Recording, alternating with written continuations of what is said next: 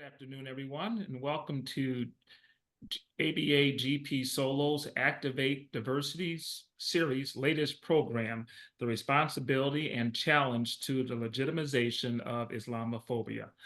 My name is Henry Hamilton III, and I am chair of the ABA General Practice Solo and Small Firm Division. We are the third largest division of the American Bar Association. Our motto is "Your success is our mission," and we take that to heart. And we try to improve the administration of justice and also to ensure that the nation's solo and small firm practitioners are more efficient, more successful, and indeed more profitable. And for those working for nonprofit or government agencies, that you're better equipped to fulfill your agency's mission. And this is the latest program, and I've been excited about this all month when I heard about it. And this is towards, decreasing those intentional and unintentional insensitivities that take away from creating those more welcome and more inclusive environments that we're trying to get to and build these DEI empowering and sustaining environments. And so, with no further ado, I'm going to turn it over to Dana King, who has worked so hard to bring you this esteemed panel, and I'm looking forward to it. All right, Dana. Thank you. I'm Dana King, and I was assigned by our chair of the diversity board. I bring you greetings on behalf of her, Miss Kelly Adams, and we are super excited about this presentation and our panelists and our moderator, who's also going to serve as a panelist. I want to introduce her to our audience, and she will introduce the remainder of the panel. Okay, so Janaan Hashim is the co-founder of Amal Law Group, the first firm in the U.S. founded by 6 Muslim women in 2007. She currently practices civil rights law. Janaan, thank you, welcome, and please introduce your fellow panelists. Well, thank you so much, Dana, and thank you, Henry, both of you, for giving this opportunity and this platform. This platform and this opportunity to share with everyone a very important topic. And we've got an hour and a half ahead of us, but the time, you'll see, it will fly very, very quickly. We have a lot of ground to cover and some really interesting topics ahead of us. We have a really distinguished group of panelists today to discuss this topic. We're going to start off with personal experiences of being on the receiving end of Islamophobia, or running interference, if you will, as a bystander, examining what Islamophobia and anti-Muslim bias are and their sources. And then we'll take a look at this through the civil rights lens, and also address this form of hate in terms of how to take it on head on moving forward. Our panelists join us with varying backgrounds, and for the attorneys on the panel, including myself, we do share a common denominator of all being born and raised in the US. And I'm saying this because all too often I've encountered from even very highly educated individuals the question of, you speak such good English, where are you from? And that's our world. And that's just a small example of some of the things that we have to go through as Muslim Americans. We're from here. When we're told to go back home, it's a short trip from here to here. So that being said, in alphabetical order, it's my pleasure to introduce first, we have Junaid Afeef. He is an administrative law judge for the state of Illinois and co-founder of the Muslim Bar Association in Chicago. We have Jinan Chehade. She is a civil rights attorney and graduate of Georgetown Law. Jinan focuses on advocating for the constitutional rights of Muslims and minorities, both in the courtroom and on the ground in her community. Saman Haque is a Muslim American employment lawyer. She's based out of Chicago, and a large part of her practice involves working with employers to prevent discrimination and harassment in the workplace through trainings and enforced policies. And we have Dr. Aaron X. Smith. He is an assistant professor in the Department of Africology and African American Studies at Temple University, and he is a board member of the Molefe Kiti Asante Institute at 5535 Germantown Avenue. Boy, honestly, these introductions do no justice, honestly, I'm telling you, to the myriad experiences and accomplishments that our panelists will be bringing to the table. And I encourage everyone to read through their bios provided in the program materials. I think we're going to have that in the chat if it's not already been placed there. And so on that note, welcome panelists. Thanks for joining us. The format of tonight's 90-minute seminar will be a roundtable discussion with the last 20 to 30 minutes reserved for Q&A from you, our attentive attendees. Because of this and the amount of ground we'd like to cover, I'm going to ask for y'all to please refrain from asking questions and comments until we open the floor for questions. That way we can stay focused and be able to discuss all the points that we want to raise tonight. So to get us started, I thought it would be useful to provide context to tonight's discussion by having our panelists share their own personal experience of Islamophobia or their experience as a bystander of Islamophobia. And we'll start with Saman. Can you share with us one of your experiences? Yeah, so I think in the legal context is probably where I'll start, because I think we've all had certain experiences, small microaggressions, but the most recent I had as an attorney, where a faith-based issue came up. And I think a lot of times faith-based choices are questioned more often than other choices. So I was actually with a superior attorney traveling with them, and we had dealt with the client, went out to lunch, and he had actually, said, well, what are you drinking? And I said that I don't drink. And that raised the question of, why not? And I said, I'm actually Muslim. I choose not to because of my faith. And that started more questions. And personally, I prefer people asking me the questions as opposed to Googling things. I like having the, interactive discussion. But it very quickly turned more negative, and like, oh, well, that's very weird. And that's not something that he was, it didn't feel accepting, and it kind of went on. And then he also wanted to share some food. And I only eat Zavia halal food. And for those who don't know, on the webinar, it is when food is prepared in an Islamic way. And I'd mentioned, I can't share this food. He's like, well, what's wrong with this food now? And it was very aggressive, and I think took me back because I practice in the employment space. And this isn't something that you would think would be common from someone who also practices in the employment space. So the lunch goes on, and I get more questions about, well, why is it that you're, why do you feel so strongly about that? What's the point of it, essentially? And then we actually went back, same client, and he brought it up to the client while we were having a conversation. And out of nowhere, like, did you know that she doesn't drink? Like, isn't that odd? Like, and I think there's a tendency sometimes to otherize things.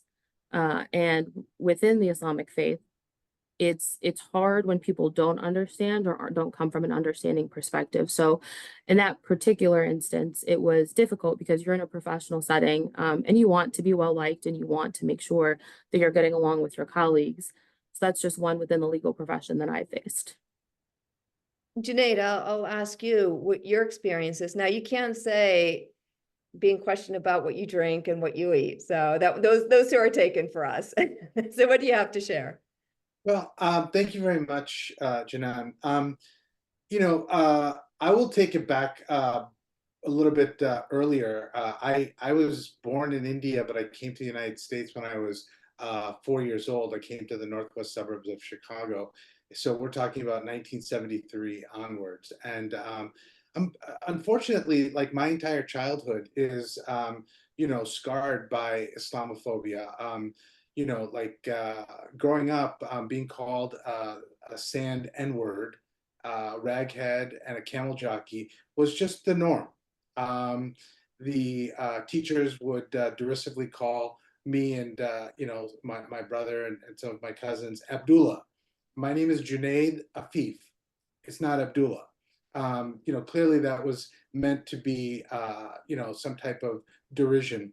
And growing up, our home was vandalized on a regular basis. The night that the Iran hostage crisis began, our windows were shot out.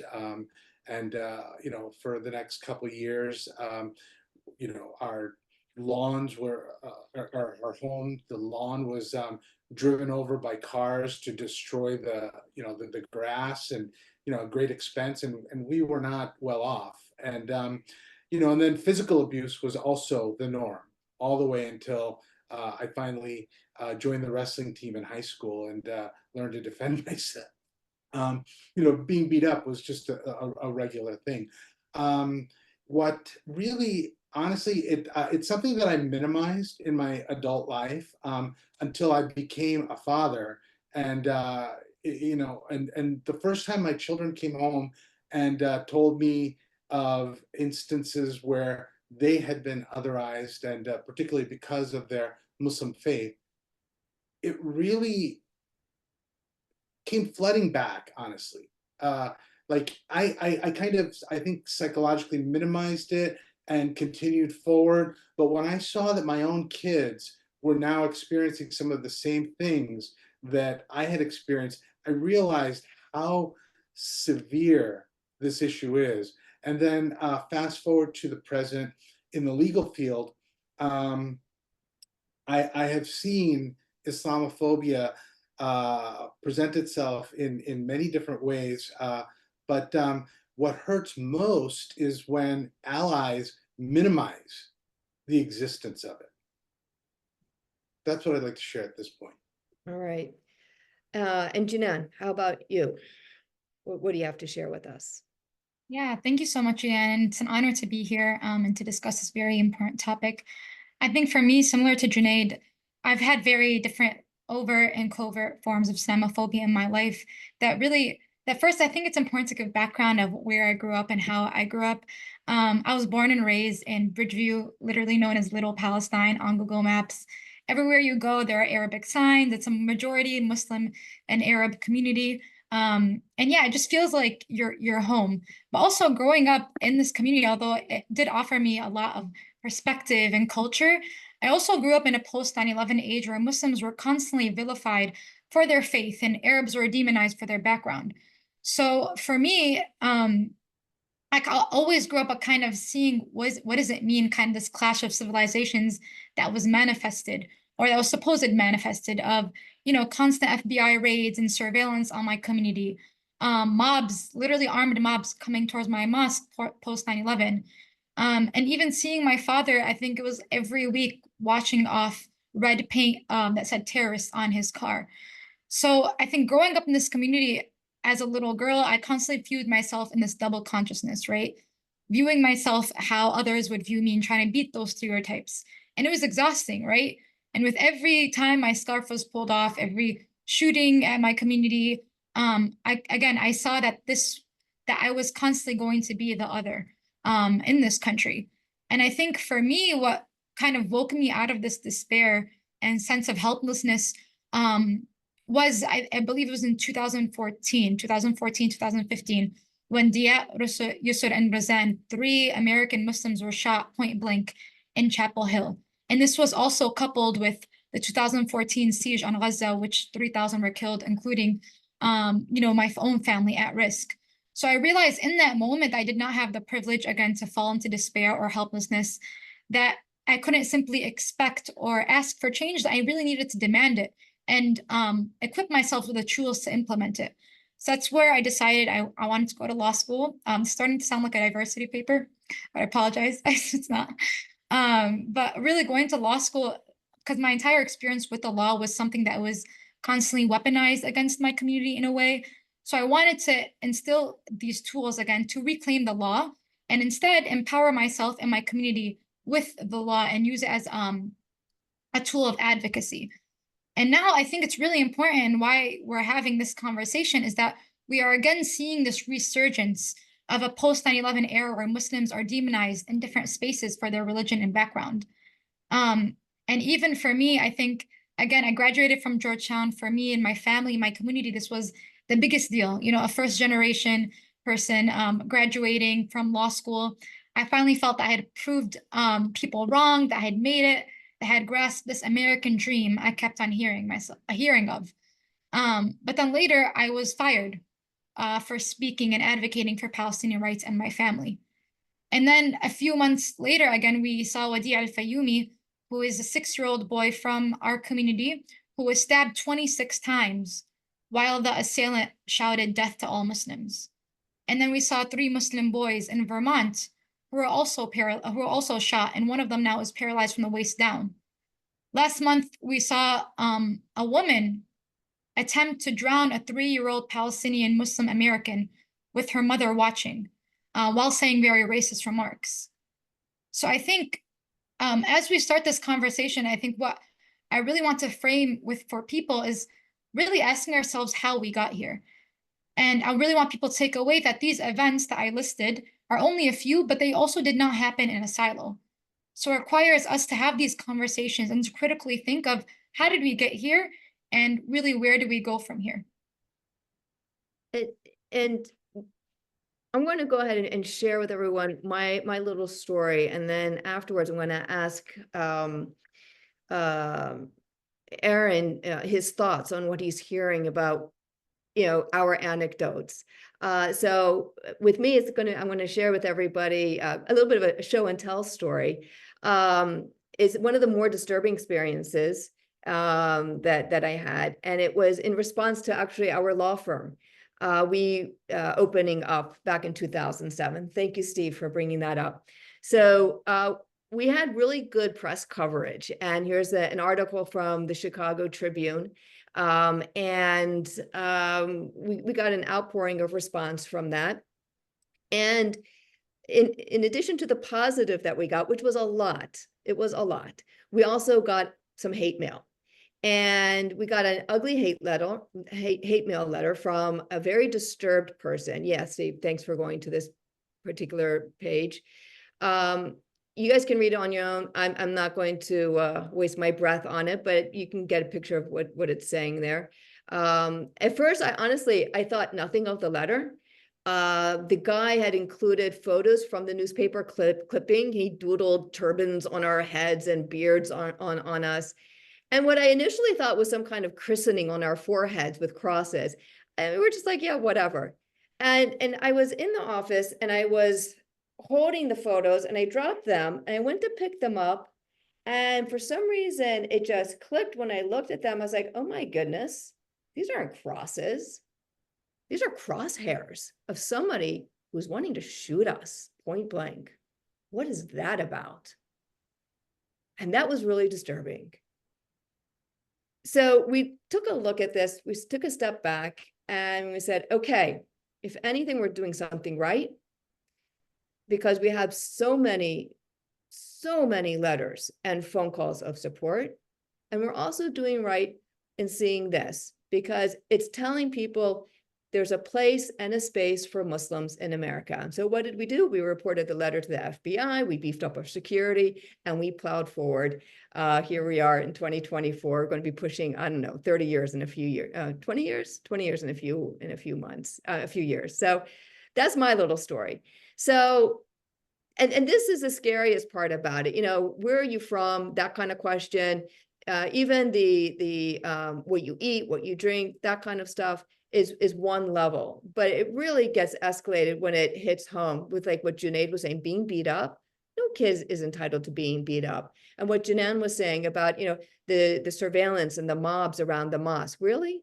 So now I'm going to turn our attention over to Aaron, and what are your thoughts on this? You know, you're hearing this coming from the African-American perspective. I'd like to hear what you have to say. Greetings, and thank you for the invitation. I often make comparisons in my class when we discuss race to gender. And I mention how when women leave a building when it's dark, they're always conscious of the fact that it's dark outside, whereas men often never give it a second thought in terms of what time it is that they leave a building. And the point of that is that you can know someone, sleep next to someone, you know, be in a family with someone and literally have absolutely no idea about what they go through in terms of their identity on a moment-to-moment basis, whether something's happened directly to them or not. And I think that's something that people don't understand when it comes to a group dynamic in terms of that level of anxiety. So when people mention something that happened in Vermont, it's not where you lived, it's that it happened and could happen to you, right? And people in these communities understand that the threat is enough to cause this level of anxiety and stress, and on a moment-to-moment basis impact your life. So a lot of people see a little clearer when it comes to gender as far as what they see and are able to understand than what they're able to see in terms of race and religion. And in terms of the institutionalized component of it, which I'll talk about briefly now and a little more later, is one of the examples I gave a group of studying principals. They were asking if there's anything I can give them, in parting when I went to speak as a consultant for the principal program. And I thought for a while, and I said to them, you could stop playing hangman. And the room just went silent because all of them play hangman. And I said, you can't fathom the level of ahistorical cultural insensitivity that it would require for you to use extrajudicial murder to teach children how to spell. And I told them, go on your phones, check out the App Store, type in hangman, hundreds of apps. This is the level of blindness that we're dealing with in terms of I can see it when it's me, or I can see it in this instance. When it comes to somebody else in just a slightly different context, I'm completely blind and ignorant, right? Sometimes willfully, sometimes otherwise. And with that being said, with the last minute or so, I just want to share where I come into the conversation in terms of allyship, because I've always said in terms of race that this allyship should not be performative, and there has to be risks involved, because if you really see the true connectivity, between what other people go through and what you can, actually go through, I think that's important. So I'll just read some of the email that I brought up without naming any names, but you know where I work, so that's that. It says, this is just from a student who wrote, who remain nameless. Among the challenges I've experienced thus far, I did not anticipate the volatile and extreme atmosphere of divisiveness and toxicity. I am a Muslim woman who is very uncomfortable being in a program with an extreme Islamophobe. I left 2 courses because of her antagonistic ways, and upon discovering this video, I do not believe I can be successful in this program at all, given the present climate. I am being treated differently because of my religion, and it's originating from said person. So I wrote to the administration at the university that the university has been made aware of these concerns by students, administrators, and faculty members. Many have attempted to advocate for students who feel discriminated against while working to ensure non-discriminatory departmental leadership and faculty and not unprofessional harassment. One quote from the video, if you're wondering, the video that was mentioned, it says, we keep embracing Islam. We keep on calling our children Muhammad and Aisha and Yasir. We keep on going to Mecca. We keep on not eating for 30 days. Follow Ramadan, whatever. We keep on praying to their God. Nothing annoys me more than brothers and sisters in the United States, telling me assalamu alaikum. And then I wrote in response to all this information to the administration as a faculty member and as a human being, I feel misrepresented and under great duress from the university appearing to be complicit in this undeniable religious intolerance, yet remaining supportive of said person. And those are my opening statements, and I can talk more about other things later.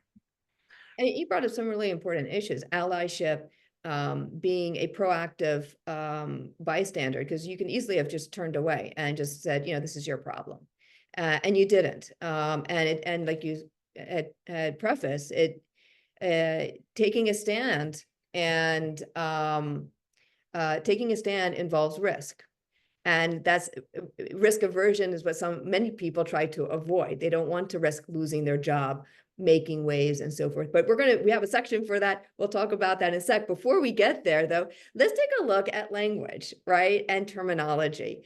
Language, as for attorneys, plays a very central role in our lives. And so I want to take a look at defining Islamophobia and what the difference is between Islamophobia and anti-Muslim bias. So Saman, I'm going to start with you and have you define for us Islamophobia and explain how that differs, if it does, from anti-Muslim bias. So I'll give you the floor with that. Yeah, of course. So, Islamophobia is the fear or aversion or discrimination against those that are Muslim who, practice the Islamic faith. But I think anti-Muslim bias takes it a step further. And it's a person acting in accordance with those beliefs, with those fears, but then also the stereotypes and myths that end up getting created about, people that are Muslim or those that are perceived to be from Muslim majority countries. And it's really, if you have this anti-Muslim bias lens with how you see the world, how you see people who are Muslim, and then attribute those stereotypes and myths to them, and that's how you treat them without ever getting to know that person and know whether they do function within that stereotype that you've heard of, that you've created about that person. And oftentimes it is the more microaggressions, it's the smaller instances that build up. And there's different layers of anti-Muslim bias. There's subtle, those microaggressions that we talked about, using phrases or joking or calling someone. A lot of the stereotypes attributed are being violent or, throwing around the word terrorist as if it's commonplace or common parlance with people who are of Muslim background. It can go up to within the infrastructure of how organizations work, whether they inherently, push out people who are Muslim or are practicing. But I think it's anti-Muslim bias is more subtle. And there are friends that I know who have faced anti-Muslim bias, but actually are not Muslim. But they're perceived to be. So those, I have friends who are Palestinian Christian, but have had that lens applied to them, even though they're not Muslim. So it does take it a step further. And I think the bias can sometimes be worse because we're not even aware that we're applying that bias to other people and acting in accordance with those fears or aversions or myths that we attribute to people that are Muslim. So let me ask you this follow-up. How can one become aware if we're not aware? Yeah, I mean, I think part of it is having conversations like this. I think part of it is organizations have a responsibility to have cultural competency questions the same way you may have gender bias towards someone, and forcing yourself to be more aware of, are you making this decision or treating somebody in a way because of their faith or their perceived faith? Are you, the two most common ones that come to mind again are you saying that this person is inciting violence because they're brown, they wear a headscarf, they appear to be Muslim? Or is that truly what's happening? So I think it's asking yourself the question of, am I acting in accordance with, placing this lens of anti-Muslim bias on this person? But it's a very active process of asking yourself those questions. Is that what you're doing when you're evaluating this person in front of you? And a lot of times we don't want to take that deep dive look into our hearts, right? For fear of what we actually see. But that's the best way to grow and to learn, to become better. Erin, let me ask you this.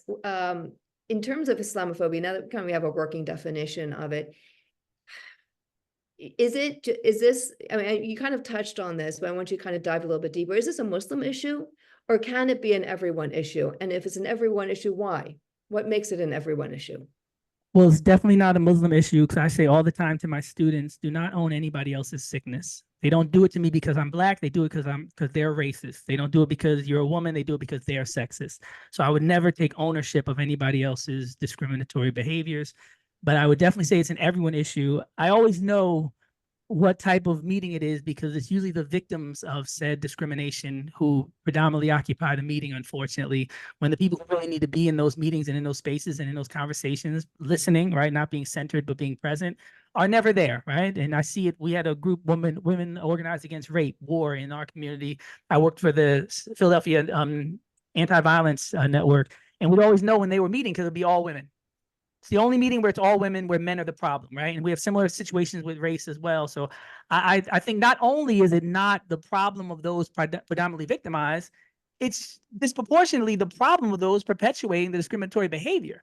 And I heard somebody say earlier how exhausting it is, right, to be tasked to not only endure the discrimination, but then to provide solutions for it, especially in spaces where those primarily responsible don't want to be present or even acknowledge the existence of the discrimination. And Janaan, what do you guys have to add to this? Anything? What I could add is that, being asked to be the solution to anti-Muslim bias is really it's a real problem, and it's it just goes to show how little people understand what it feels like to be the victim of other people's racism or discrimination.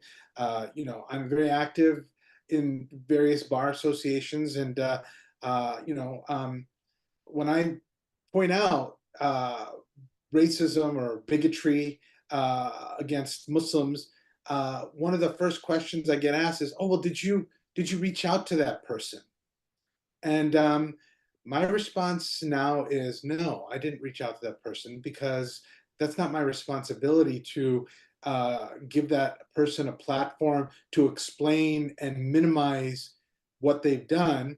It is patently anti-Muslim, so the association needs to figure out how to address and tackle that situation. And if part of the solution is to talk to that individual, then you know, somebody else needs to do that. But I, as a person who is affected by the bigotry, should not be then saddled with the responsibility of you know, rectifying it on his own.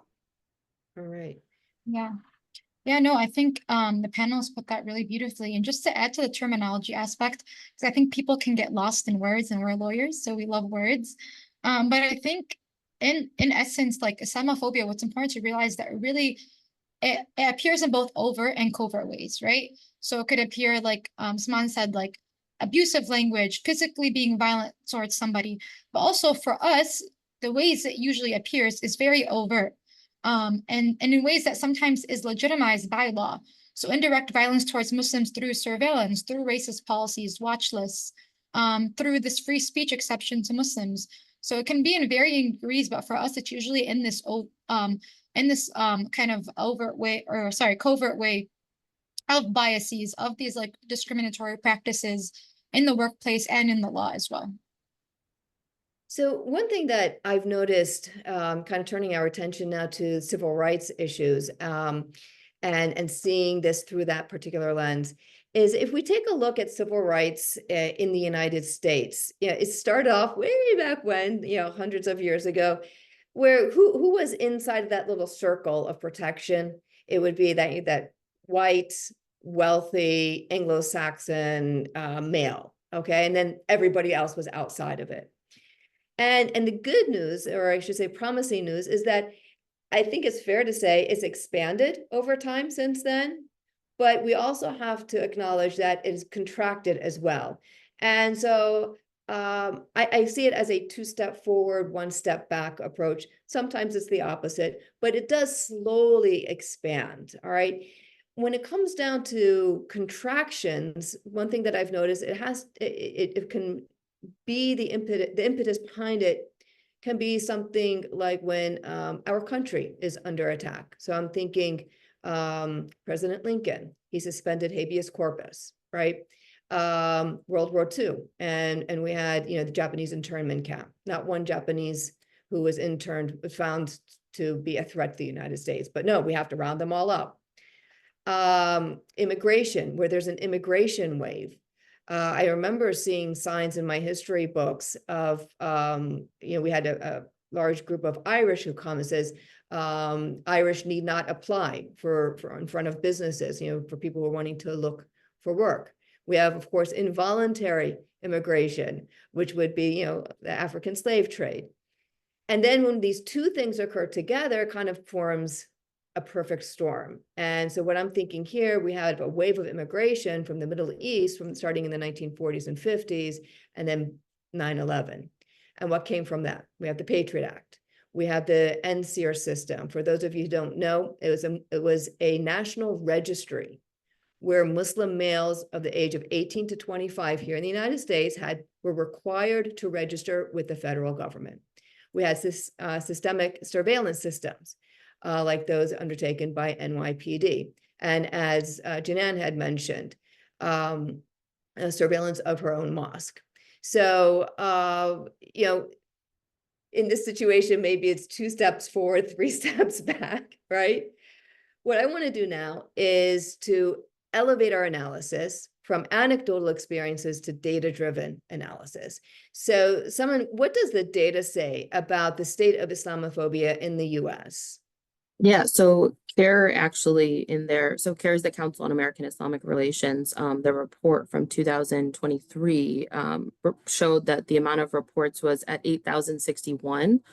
Those are the complaints that they received as one organization about anti-Muslim bias and hate, and those are across the board, whether that's, asylum immigration cases, whether that's workplace discrimination cases, hate crimes, etc. And just to put that in perspective, that's the highest number that they've seen since 1995. And for context, in 2021, the report that they published, they received 5,000 for the year.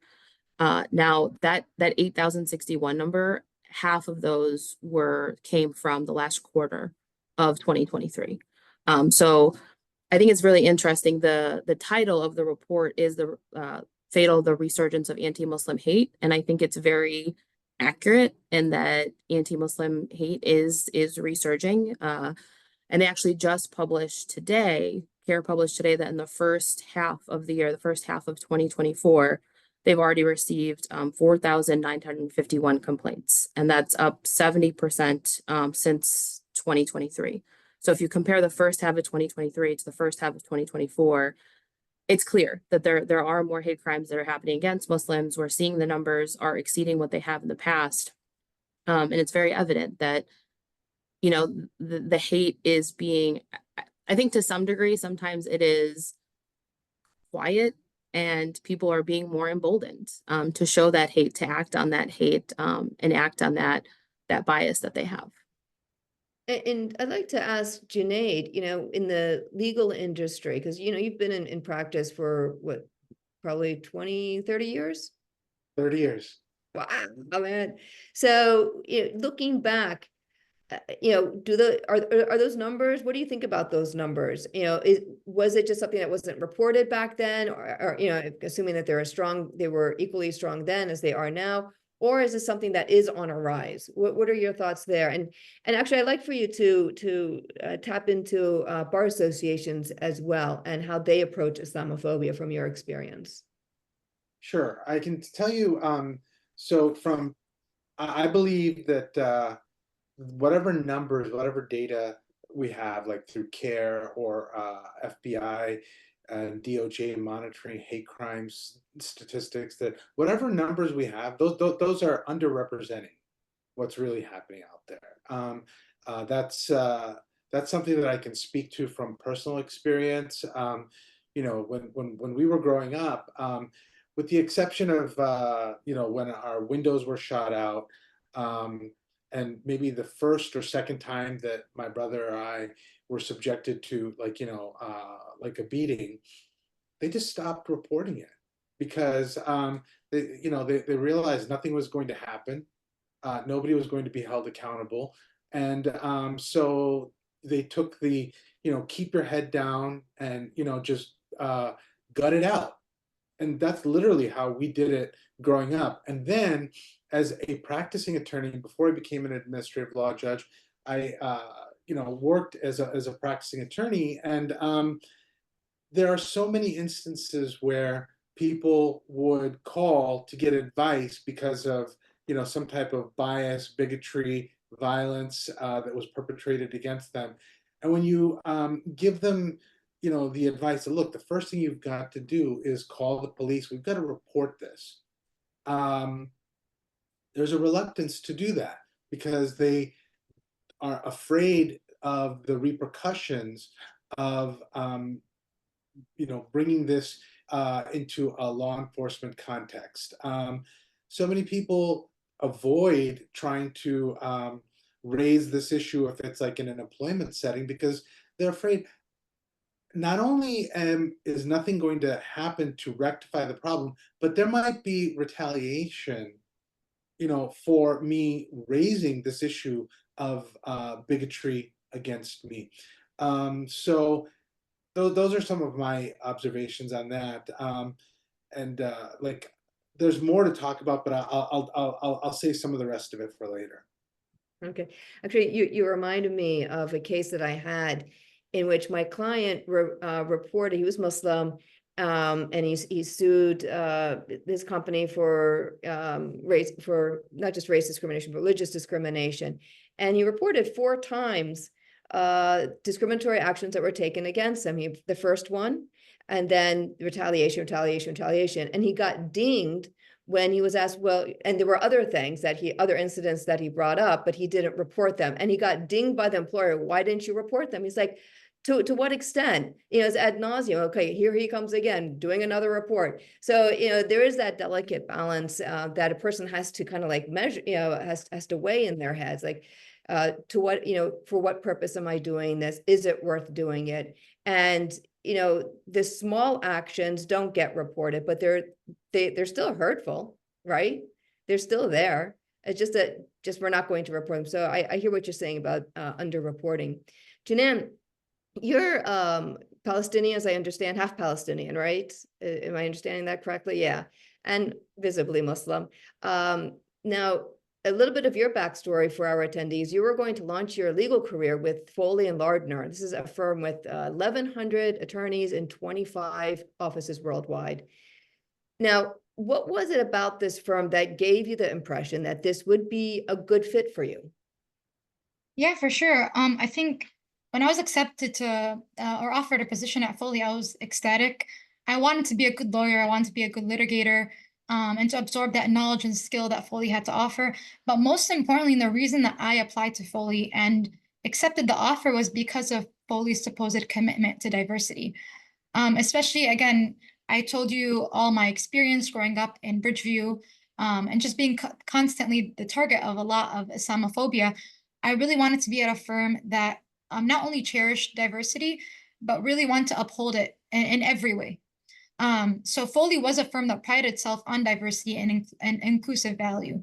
But however, I was targeted as one of actually the only visibly Muslim woman in the law firm, in the office, Chicago office.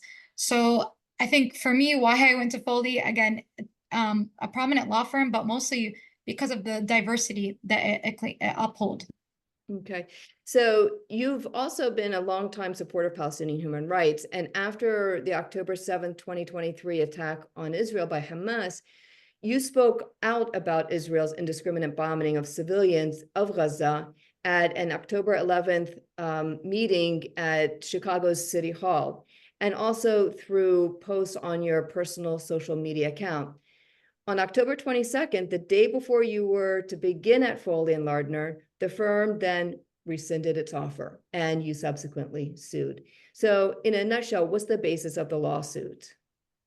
Yeah, for sure. And I think it's important to contextualize what that time and the devastation meant to us. People not only from that region, but really Muslims in general and everybody that cares for human rights, of seeing literally children being torn apart. I was going to funerals, I think, every 2 days of families that had 30 members of their family just decimated in Gaza. Funerals right here in Bridgeview of people that had family back home, being worried for my own family, waking up every single morning with the screams of children and mothers looking for pieces of their children in the rubble. So speaking in City Hall, speaking out against this violence on my social media was never a question. It was something that I had to do and exercise kind of this privilege of being in the US and having the right to speak and exercise my First Amendment rights. So after, again, in late October, I was called into a meeting by the head partners at Foley and Lardner, asking that we've been seeing everything that you've been doing on social media and we need you to come into the office for a meeting. And when I heard this, again, these are people that I know, I worked with. So I was honestly like really excited to have an open conversation and really have a teaching of what it means for me to be a Muslim at this time, especially with family in the region, and really use it as a teaching opportunity, like I mentioned. But unfortunately, that wasn't the environment at all. And it was a very hostile environment in which I was asked a series of questions about my support for Palestinian rights, my involvement in Students for Justice in Palestine, even asking about my father and where he works. And he works at our local mosque, and my background and identity.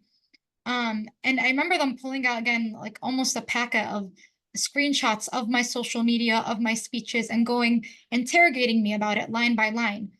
So ultimately, they framed my advocacy for Palestine as supporting terrorism and singled me out as one of the only visibly Muslim young women in the law firm nationwide. And I think something that I always go back to that makes me quite emotional is that in this meeting, I remember for about 15, 20 minutes describing how worried I was for my family in Gaza and how, every morning I'd wake up and I'd check if certain members were alive and how difficult that was. I remember to that kind of like really laying my heart out there, I was asked, well, do you condemn? That question that every Muslim is asked, do you condemn? So I think, especially for Foley, a firm that prides itself on diversity and inclusion, and using, again, this trope of Islamophobia, of framing anything that Muslims do as supporting terrorism. And this standard was not applied to other colleagues that spoke out about the conflict or spoke out even and advocated for Israeli violence. So for me, it was very difficult and to kind of, I almost felt betrayed, and people that I know and that prided themselves on diversity and inclusion to throw me away like this, and to not support my background and kind of the immense toll that the time was taking on me, and ultimately firing me again for speaking up for Palestinian rights.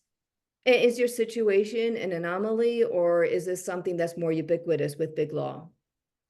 Yeah, this is a great question. I think after I was fired, I really sat with it for a while, just to kind of understand what happened. I was completely taken back. And while I was processing this, I also heard about dozens of people and Muslims that were similarly fired or had their offers revoked. And this is especially in the legal field.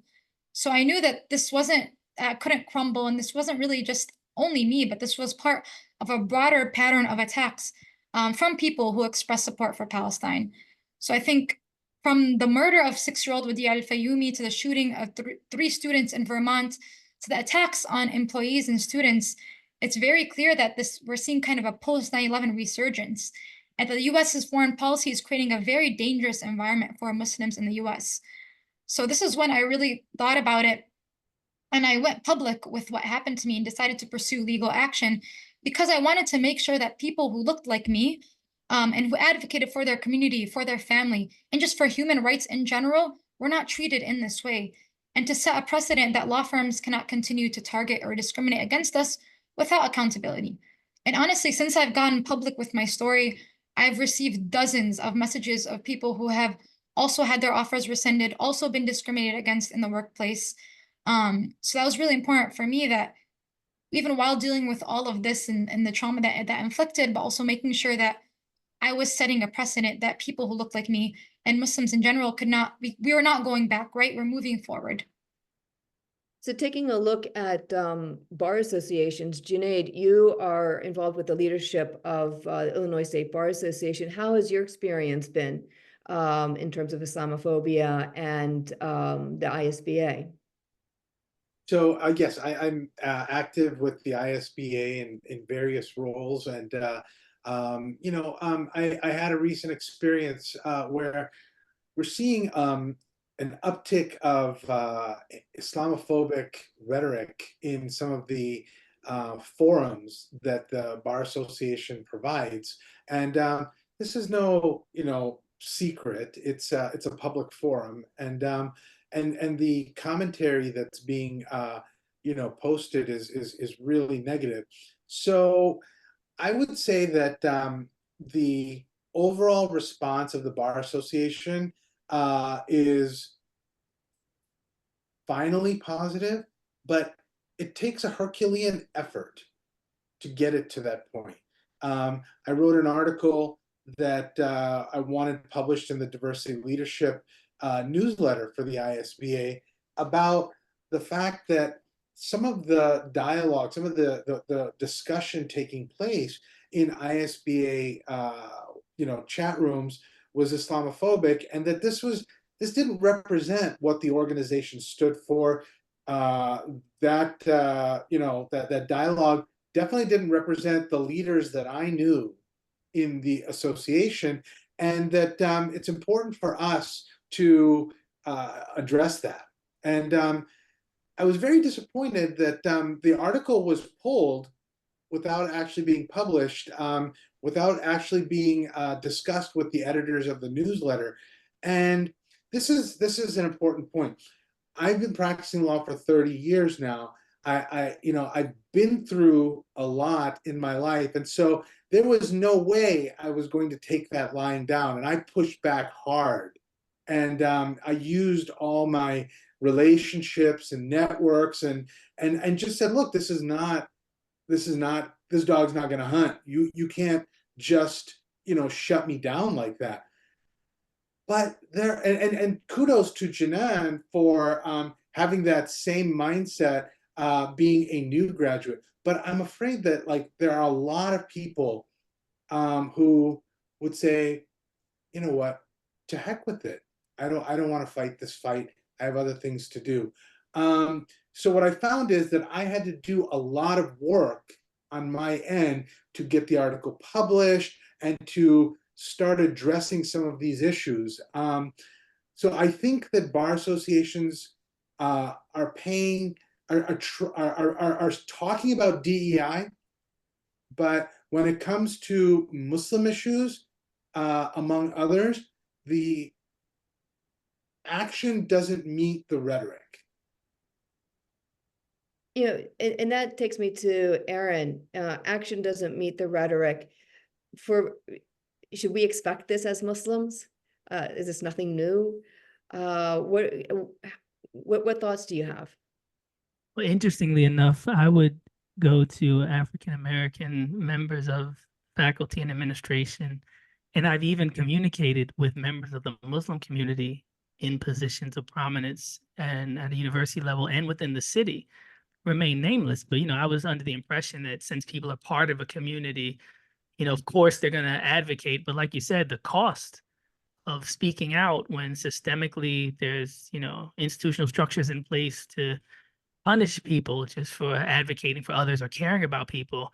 I don't, judge them in any way, but I was definitely surprised and dismayed that people who go through things, similarly within their own communities can turn around and do the same things just based on similar fears of retaliation. So it's daunting and does take a Herculean effort, as was mentioned, but I think it's important for people who don't feel comfortable living any other way. And that's how I felt about the situation. I can't go around and talk about what other people should do in terms of race when I wouldn't do the same in terms of gender and religion. So I couldn't sleep peacefully at night, and I wouldn't feel good about the legacy I left, even just as a parent and a human being. So I think for those people, especially who don't really have a choice, because we wouldn't feel comfortable, we'd probably get sick physically if we just tried to sit and allow these things to happen on our watch without, doing something about it. So I don't really, think about the people in power, but I do encourage people to take their positions. That's what I always say to my students. Don't spend so much time complaining or get disenfranchised and embittered, but use it as motivation and tell people, well, not tell them, but think to yourself, this is the reason why I need to endure. This is the reason why I need to apply myself more and find like-minded people. I need to take these positions so that I can bring more humanity to these powerful and prominent spaces. Right. So here we are. We know the numbers and the reality on the ground. Let's take a look now at how we can shape for a better tomorrow. As cliche-ish as that sounds, we always have tomorrow, and we can either stay where we are, we can participate in making life worse for others, or we can try to make it better, one person, one day at a time. So, Saman, I'm going to start with you, given your expertise in training and working with corporate America in terms of, these issues. What kinds of tools are out there to prevent the growth or slow down the growth, I should say? I don't think we can prevent the growth of Islamophobia and anti-Muslim bias, but maybe we can slow it down. What are some of the tools that are out there, not just for corporations, but also for individuals? Yeah, I think from starting broader, just for me, a lot of what the work I do is bystander training within anti-harassment training. And I make it a point to make sure that there are examples in there that are specific to people who are Muslim and certain situations that they may face in the workplace.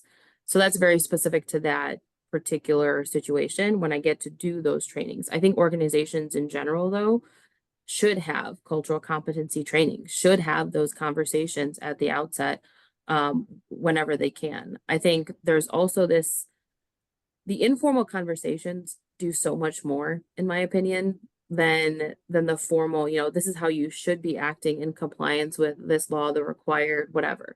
So having those informal conversations with people that that are in your circles.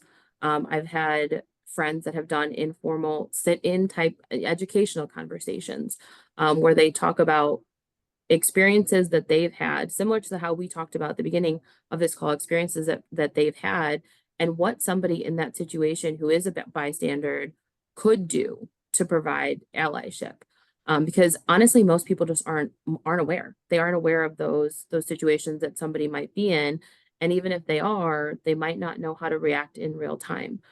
So even providing suggestions when you're having those informal conversations, like, oh, it would have been really nice to have had someone say X or step in and intervene in that situation. I think Junaid, you had mentioned it earlier, a lot of the DEI part, the rhetoric that exists doesn't necessarily come into play. And I think it's a shame that a lot of the DEI policies that exist are either, one, feel like they're a front, or two, people are pulling away because of the backlash on DEI right now.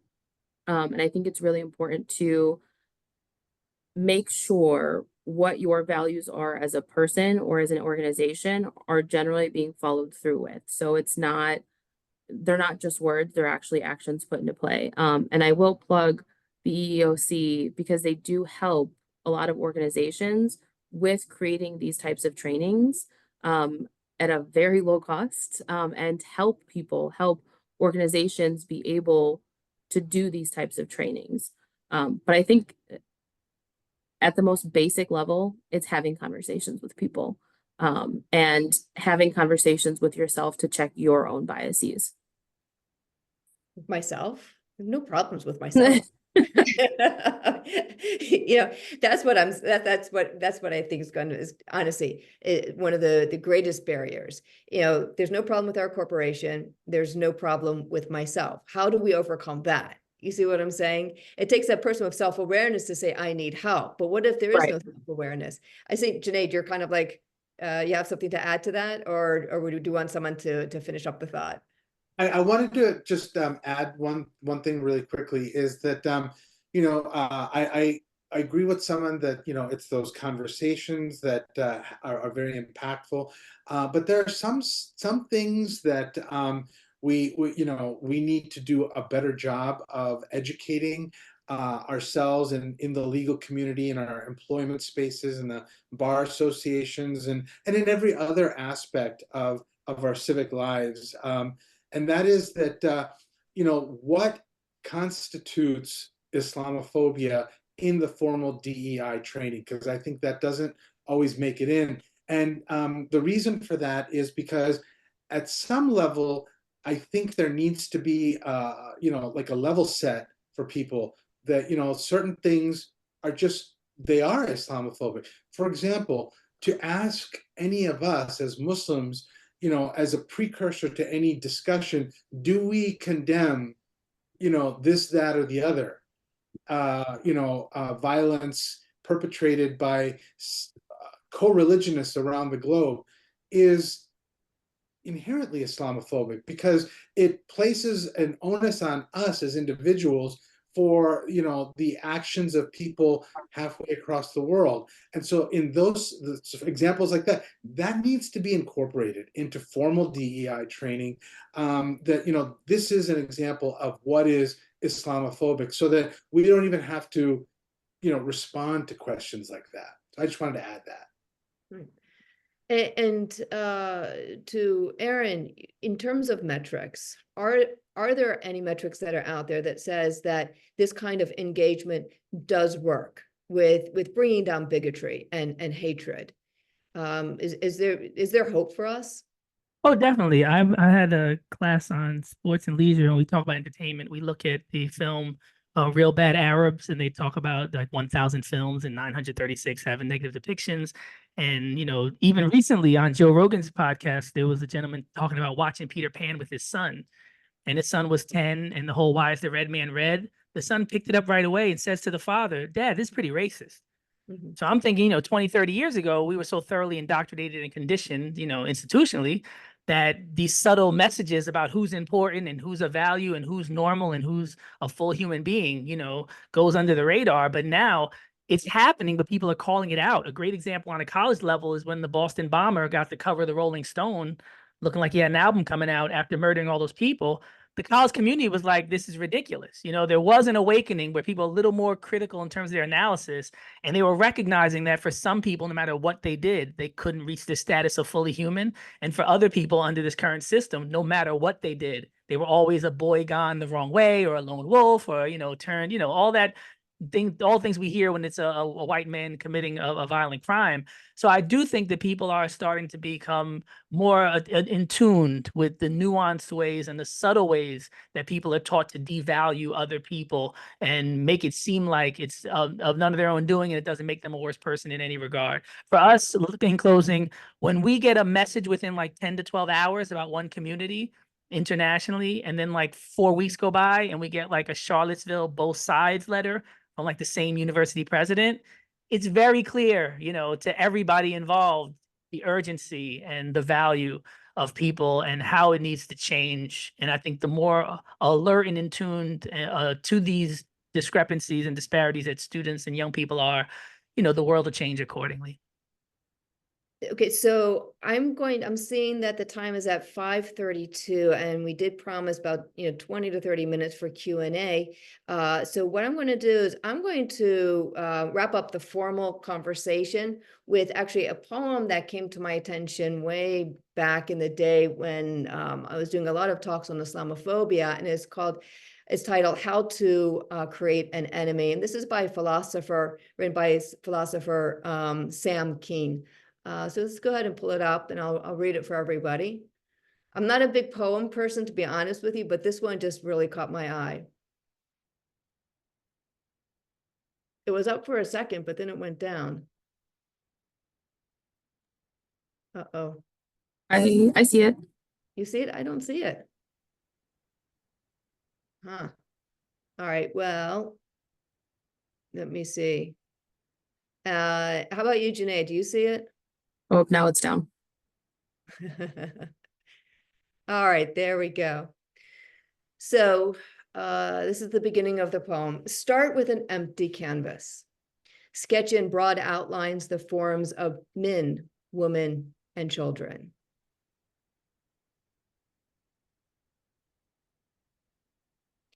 Dip into the unconscious well of your own, that's just too, there we go. Now we're to the second stanza. Dip into the unconscious well of your own disowned darkness with a wide brush and stain the stranger with a sinister hue of the shadow. Trace on the face of the enemy the greed, hatred, carelessness you dare not claim as your own. Obscure the sweet individuality of each face. Erase all hints of the myriad loves, hopes, fears that play through the kaleidoscope of every finite heart. Twist the smile until it forms the downward arc of cruelty. Strip flesh from bone until the only abstract skeleton of death remains. Exaggerate each feature until man is metamorphosed into beast, vermin, insect. Fill in the background with malignant features from ancient nightmares, devils, demons, myrmidons of evil.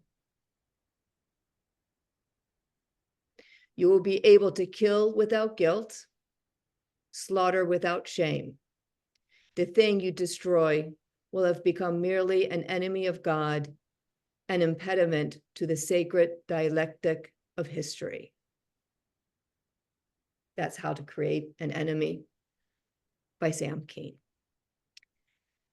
So on that note, I'm going to open up for Q&A, and then at the end of Q&A toward the top, we will talk about our call to action, which has to do with answering the question, I will lead and activate diversity by, and fill in the blanks. I'll give you guys about half an hour to think about that. But in the meantime, we do have a couple of questions here, and I'll go ahead and get started. It seems like there are several in this first one, and it's for Jinan Chehade. Does Janaan understand that the First Amendment does not limit a private employer's ability to refuse to employ an individual whose opinions the employer finds offensive? So there are three questions here. Does Janaan consider it Islamophobia for an employer to expect an unequivocal condemnation of Hamas and October 7th? And then third, does Jinan understand what Hamas is? I think it's supposed to be that Hamas is a terrorist organization, and does she consider it Islamophobia to recognize this? Do you want me to do each question one by one, or do you want to just kind of group it all together? It's up to you. We can just group it all together, I think. Go ahead, you have the floor. Yeah, so the first one is more, I think, a question about my case, my lawsuit. Of course, I'm a lawyer, so I understand that First Amendment does not apply to the private sector. If you are interested in knowing more about my lawsuit or complaint, you can find it online, where we cite social discrimination based on religion and national origin, and promissory estoppel. But for us, I think why it was important to pursue this is because there was a clear double standard. Again, me as the only visibly Muslim hijabi woman in the law firm was interrogated in this manner, and that her advocacy for her people, for her community, was construed as terrorism, while others that were again advocating for Israeli violence against people in Gaza were not interrogated, nor were they fired or called into a meeting. But if you're really interested in knowing more, I would love to send you a link to my complaint. And then to your second question, of course, that's not Islamophobic, but I actually explained this in the meeting, so I'm glad you brought this up. But I think it's Islamophobic when we ask Muslims to condemn every sort of attack or crime that is committed in the geopolitical sphere. I think an interesting way to really think about this is whether we ask Christians to condemn the KKK or other, because obviously there's this presumption that does not represent the religion as a whole. And I think speaking about this point, it's really important to understand that even these questions and the way they are framed, honestly, is the same defensive mechanisms of construing everything that I said as a way of how can I get back, you know what I mean? So I think really this introspection is needed of, we never mentioned Hamas or October 7th. What we're talking about here is Islamophobia. So it is not Islamophobic to ask somebody to do that, but to ask somebody to do that in a space that has nothing to do with that conflict in itself is Islamophobic. And then to your last question, does Jinan understand? Yes, that Hamas is a terrorist organization. And does she consider Islamophobic to recognize that, or Islamophobia to recognize this? Again, I don't want to reiterate myself too much, because I think getting lost in what we're trying to say here, and that Islamophobia itself comes in very overt and covert ways. And for me specifically, it came to when people were not able to see my humanity in this way, and I was cast aside when trying to advocate for my people. It had nothing to do with more so the intertwined of the politics, but more so the broader picture of how are we humanizing each other and Muslims in this space. And I think the last thing that I'll say upon this, because these questions, I assumed that they were coming, but Jinan, I know, asked me what were the repercussions of me filing my lawsuit. Here are the repercussions: that everywhere I go, I'm asked the same questions over and over again. I get daily death threats. Yesterday, somebody messaged me that I hope your kids blow up and you find pieces of their limbs in the rubble. I get emails and physical letters to my place of work sent saying that I'm a terrorist, I'm a garbage person. I only got into Georgetown Law because of my diversity. And on top of all of this, I lost my job and I'm having trouble paying rent and supporting my family. So when we said all this and these kind of questions come up, it's really time to go back to the beginning of how did we get here? You know, this is the same question I asked, how did we get here? How are we not humanizing each other? And this is especially important in the legal field. I'm not sure if everybody here attending is attorneys, but we often think about the law as disconnected from what's happening in the streets, or the shooting of Wadia, or even my own firing. But this could not be further from the truth. We, the law, are shaped by society, but also shape society. Discourse and the law is the highest form of change. It is the ultimate codifying force in the path towards justice. So if we, as lawyers, again, as masters of this moral code that this country is grounded in, are not able to understand each other and these varying forms of threats to our justice system, how do we have any hope of implementing it? So to the person asking these questions, I'd really ask you to think back about what we were saying and to humanize each other, to ask around, because to read past the headlines, because none of this happens in a silo. The shooting of 3 students, a 6-year-old boy being stabbed 26 times, dozens, if not hundreds, of Muslims being fired in the past 9 months did not happen in a silo. It is all interconnected with each other, but it's also interconnected with our different movements. The last thing I'll say about this, and I apologize if I'm going off because there are multiple questions I see coming in. When I was fired, the only solace that I had was looking at different movements, specifically the civil rights movement and the Black Panther movement. And I learned from different allies that during the civil rights movement, Black people were put to be framed as this domestic enemy creation, right? As a domestic threat. So it was easier to attack them, to harass them. And what is the first thing that Muslims are called? Terrorists. It is all this otherization that we have to work against, because truly injustice everywhere is a threat to justice everywhere. And in order for us to counter it together, we must bring all our understanding, all our movements, all our pain that our communities are facing, and address it together. Would anybody like to add on top of that? Go ahead, Junaid.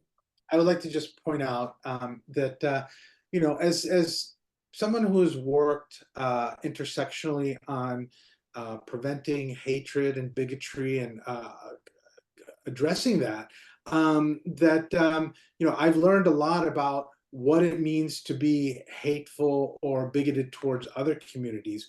And I believe that it's pretty safe to say that if I were to ask one of my friends or neighbors who was Jewish whether or not he or she condemns X, Y, or Z act of the state of Israel, that would clearly be anti-Semitic, because it would presume that I'm imposing on that person, because of his or her identity as a Jew, a responsibility, a shared responsibility for any bad acts of the sovereign state. And so this notion that Muslims have to answer for the acts of any entity that that we have no control over is, yes, Islamophobic. And the fact of the matter is that over the course of my lifetime, it's Muslims, among other communities, that always it's minority communities, it's disenfranchised communities, of which Muslims in America are one, that have to constantly you know, approve ourselves as worthy of citizenship. It's not granted to us. It's not, our sense of belonging isn't a given the way it is for those who have other privileges. And so, yes, asking us to constantly condemn X, Y, or Z is clearly Islamophobic, because we don't walk around, as I think somebody else said, asking our Christian colleagues, our Jewish colleagues, our Christian and Jewish and Hindu friends and neighbors if they condemn the hateful movements that are inspired by people who happen to share their faiths. Yeah, you remind me of Timothy McVeigh in the Oklahoma City bombing. Nobody went around asking the average white person, do you condemn it? No, because of course you do, right? So I see where you're coming from. Junaid, the next question is for you. Is it Islamophobic to ask everyone to condemn Hamas, in parentheses, in other words, or i.e., not to single out Muslim employees? Or is Junaid's point that Muslims have a right as a matter of free exercise to support Hamas? So what I'm going to do is I just preempted the question with my previous answer, and would point out that the question is inherently Islamophobic. Mm-hmm.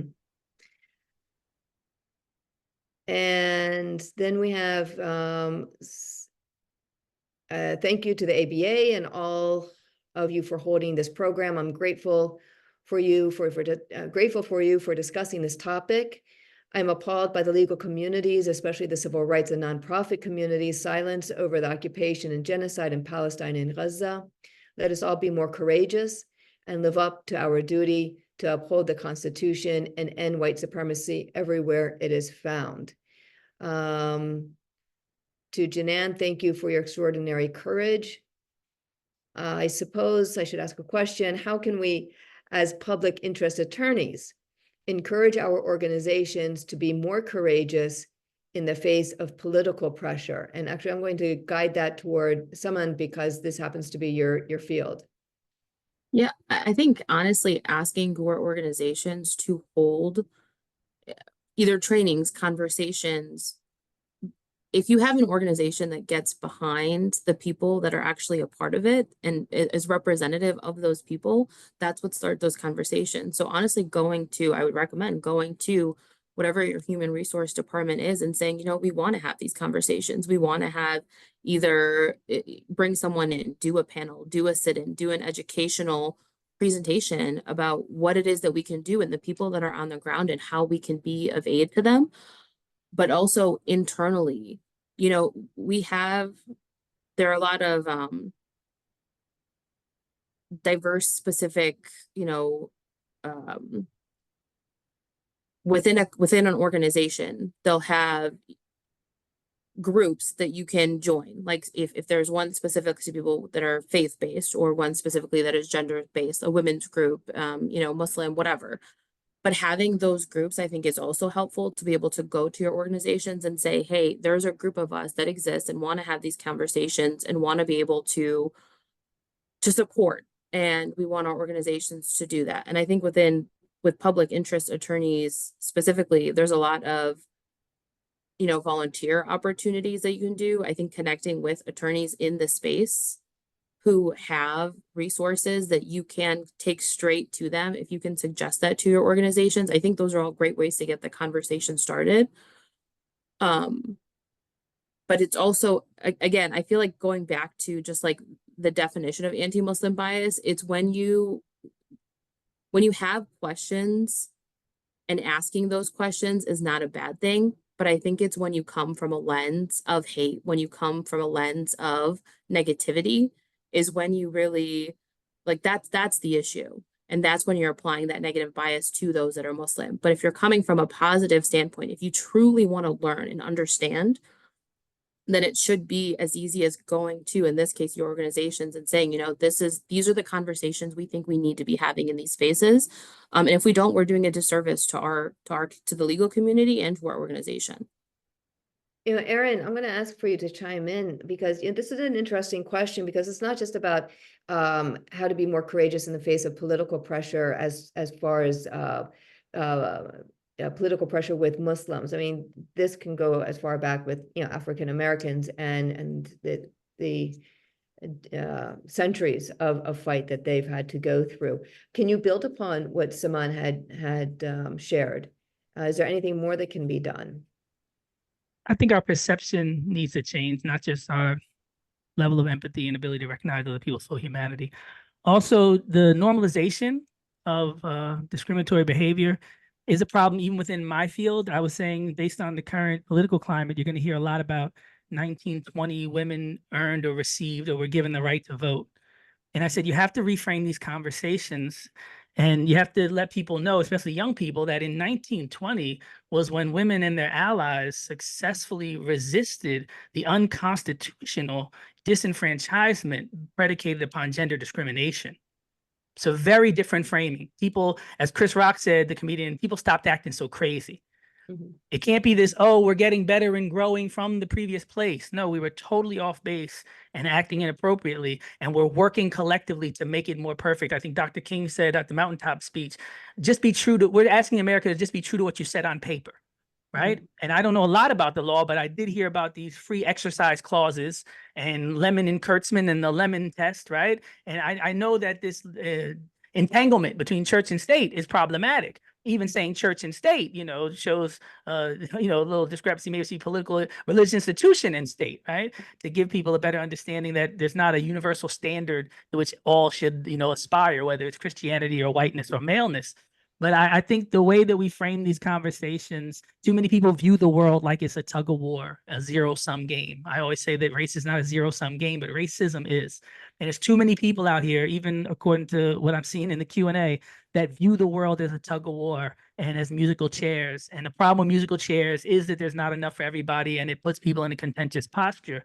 But it's also done by design. And I think that people need to look at it more like a beautiful, diverse symphony. Because when you go to those operas, nobody's pushing or shoving because everybody has a seat. And I see that in a lot of, communities that are well-to-do, as opposed to maybe a North Philadelphia community. And when I explain it that way to my students, they start to get it.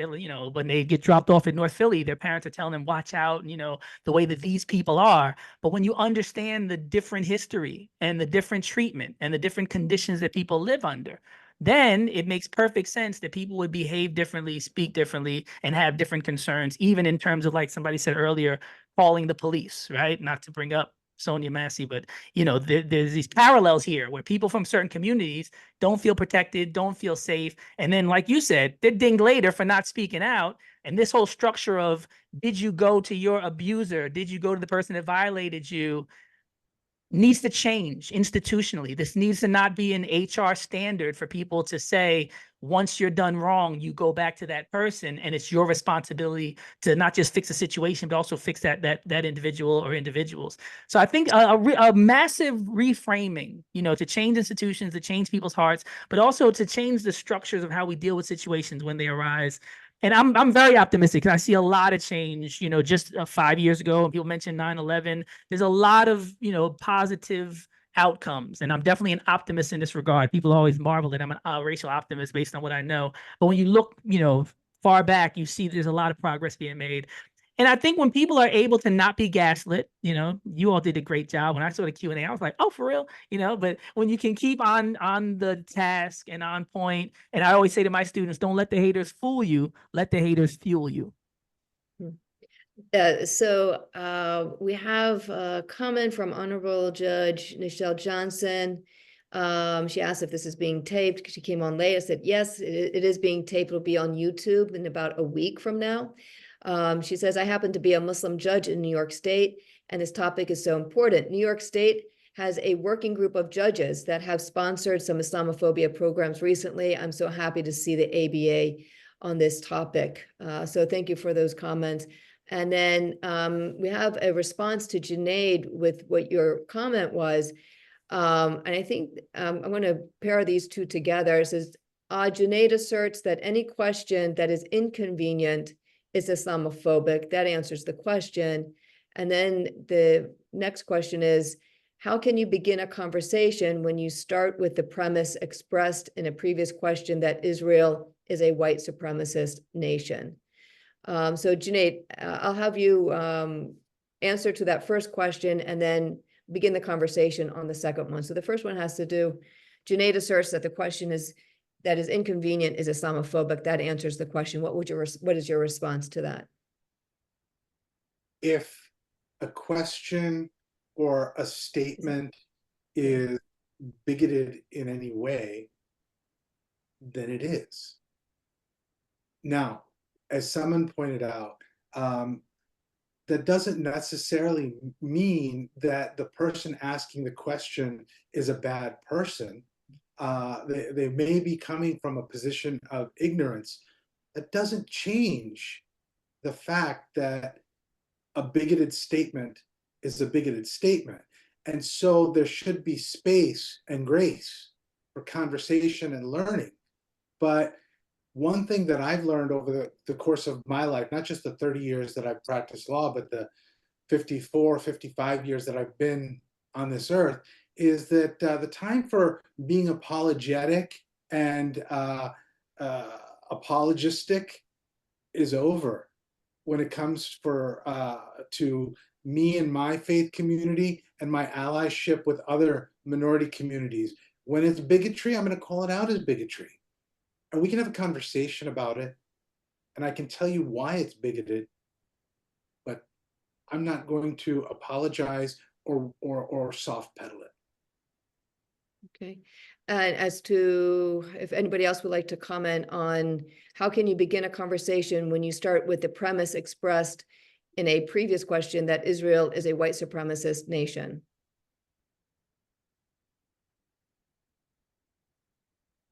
How can you begin a conversation when you start with the premise that Israel is a white supremacist nation? Okay. I don't think I understand the question. Yeah, we'll move on. I do really quickly, Janaan, want to say that I think that, again, part of this presentation and the purpose is to bring light to, the idea that Islamophobia is real. And it is occurring currently. And I think some of the questions that we're receiving does the topic a disservice when you're not truly recognizing that, Islamophobia is real. And I think it goes back to the conversations we were having earlier where anti-Muslim bias is very real and alive. And it's a disservice to take away from that conversation and not recognize, again, not just our own anecdotal, the data that we've talked about, but, the real reason that we're having this conversation is to have these conversations and combat that Islamophobia and anti-Muslim bias that gets applied to, people at large, but also us as, as panelists. And then there was a question that was posed to me: when you describe Israeli bombing as, quote, indiscriminate, what is your factual basis for that statement, or is that othering? That actually came from the complaint that was written on Junaid Chehade's complaint. And I will say that it is indiscriminate, because if you just take a look beyond the headlines and you read the articles that are out there, then you'll see that bombings of hospitals are indiscriminate. Bombings of where people live, indiscriminate. The numbers themselves of nearly 40,000 civilians killed is not targeted. Go ahead, Junaid. I think we do ourselves a disservice when we allow people who post these questions anonymously to derail the conversation. This is not a forum for that discussion. This is about how we work against the legitimization of Islamophobia. And when we allow individuals like that to derail our conversation, we are enabling the legitimization of Islamophobia. So I'm not going to speak for anybody else, but I'm going to refrain from answering any more questions about those issues and focus on the widespread and long-standing Islamophobia that exists in the United States, and what I believe is going to be another resurgence of that as things unfold over the course of the next several months. And think about how we can come together to lead and activate diversity, including for the Muslim community. So we're nearing the top of the hour. We just have one really good question that just came in. So I'm going to try to extend things maybe by a minute or so. Can you speak to the efficacy and acceptance of the UN recommended definition of Islamophobia, which is different from the definition that someone mentioned in this discussion? Someone, do you want to answer that one?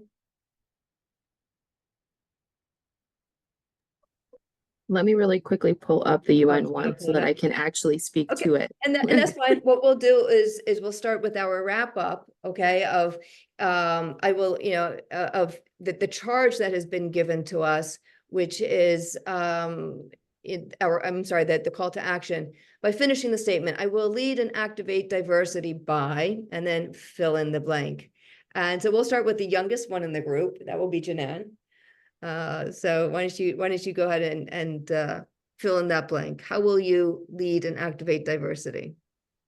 Yeah, I thought about this for a while, but I think this conversation even re-ingrained how important this is. But I suggested that I will lead and activate diversity by being brave enough to open my heart to truly listen. Because I think sometimes it takes courage and bravery to truly listen and to not be defensive. So that's what I kind of want to leave the audience with today, to challenge yourself to really, read past the headline, to challenge yourself to come together in community, to break your heart and care for this and to come together, because the world, again, does not need more lawyers. We need more lawyers who care and are willing to combat racism, not only against Muslims, but all groups, because again, this is all our fight and all our struggle. All right, and we'll pass the buck over to Erin. How will you lead and activate diversity? Oh, we can't hear you, man. My apologies. To lead with love and always be willing to have difficult and uncomfortable conversations, especially when they're made in good faith out of ignorance and not attempts to gaslight or create a straw man defense. I think it's also really important that people see the fear and insecurity, in a lot of the whataboutisms, right? As African American, we saw this all lives matter thing. This whataboutism is, on fire when it comes to certain communities having the center of a discussion or occupying certain degrees of space and being centered is like, it's not accepted, right? Some people can have a conversation about what they want their way from their perspective. Other communities, the second they even begin a conversation, they have to be mindful of the attacks that are going to try to pull them into centering other people within their conversations and the gaslighting and whataboutism. And I think just staying steady, through those kind of attacks and recognizing that, for people who are used to privilege, any semblance of equality feels like oppression. And people are scared. And I used to say, if you ever been fishing, when the fish comes out of the water and it starts flapping around, the one thing you don't do is lay down and flap with the fish. If you want to save it, you put it back in the water. If you want to eat it, you let it die. But when I see the fish flapping, I don't get crazy because I'm not a fish. So I'll leave it at that. Okay, Junaid? So I would say that I will lead and activate diversity by continuing to stand shoulder to shoulder with the minority communities and the communities that have been historically disenfranchised, and work to achieve for those communities everything that I want for the communities that I identify with, and ask them to work with me to achieve those for my communities. All right. Now we're going to kind of go back one step and have you answer that question. I'll read it one more time. Can you speak to the efficacy and the acceptance of the UN recommended definition of Islamophobia, which is different from the definition that you mentioned? And would you just share with us what that definition is that the UN had and then your definition? Yeah, absolutely. So we had a more general, broad definition of a fear. Go back up. An irrational fear or aversion to discriminate against Islam or people who practice Islam or those who are who are Muslim. And currently the recommendation from the UN was a fear, prejudice, and hatred of Muslims or non-Muslim individuals that leads to provocation, hostility, and intolerance by means of threatening, harassment, abuse, incitement, and intimidation of Muslims and non-Muslims, both in the online and offline world, motivated by institutional, ideological, political, and religious hostility that transcends into structural and cultural racism, which targets the symbols and markers of being a Muslim. And I think in a more specific sense, the UN recommended definition is more specific. The one that we had offered was more of a broad, just to parallel or compare to what anti-Muslim bias is. And I think a lot of them honestly work hand in hand. When you are functioning from a place of Islamophobia and applying that anti-Muslim bias lens, that it does result in it. I will say that people do have a lot of questions in terms of whether or not you can apply Islamophobia to those who are non-Muslim. And I think, we talked about how it is possible to perceive someone to be Muslim or someone who is advocating for those who are Muslim to face Islamophobia in a sense as well. So I think they interplay the definitions that we have and the definition that the UN has recommended to adopt definitely interplay with each other. Right. And then how will you, what is the prompt again? Lead and activate diversity by doing what? Yeah, and for me, I think it's, you know, coming from a place of understanding that, and Junaid kind of mentioned this, that people may come from a place of ignorance, but having those conversations and putting myself in places where I can contribute and have those conversations with people, and staying true to the values that I have while also engaging in discussion that will promote and continue diversity. Right, and I will bring in the rear. I will lead and activate diversity by engaging in conversation and learning about others. There was this reminds me of a bumper sticker that I once read. The mind is like the mind is like a parachute. It only works when it's open. I'll do my best to keep my parachute, my mind open. All right, folks, on that note, thank you so much for joining us. I would like to go ahead and, of course, share my gratitude or show my gratitude to the ABA's GP Solos Diversity Board for putting together today's webinar under the leadership of Dana King and Kelly Adams. I also thank the ABA support staff for making our webinar so possible. That would go, of course, to Steve Wildy and to Kim Koshin. Thank you so much, everyone, for joining us tonight. Have a great evening. And then this will be available online on YouTube in about a week or so. Thank you. Y'all have a great evening. Thank you. I believe Henry's going to close us out. We can't hear you, sir.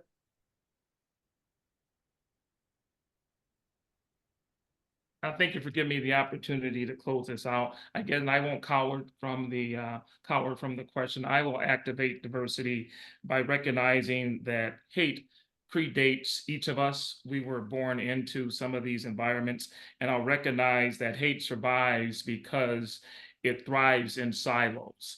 And I will activate diversity by attacking it regardless of the silo it resides in, whether it's the anti-Semitic silo, the Islamophobic silo, the anti-LGBTQ plus silo, the anti-African American silo, the anti-immigrant silo.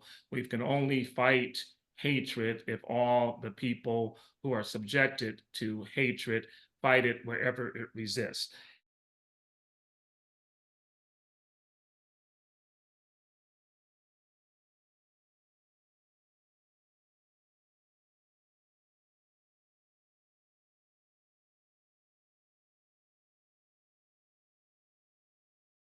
I hope you all enjoyed the rest of the day. Please stay safe, and thank you for joining us. Bye-bye.